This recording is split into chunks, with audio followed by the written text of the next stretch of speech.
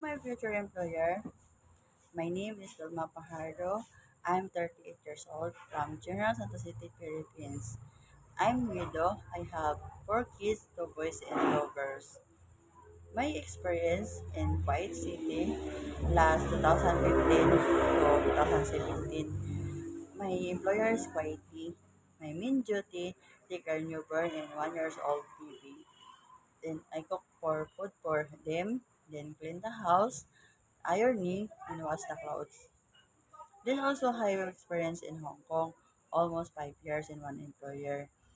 My employer is Chinese. My main duty is cleaning the house, washing the clothes, go to market, then send the kids in the school, then pick up back in the home.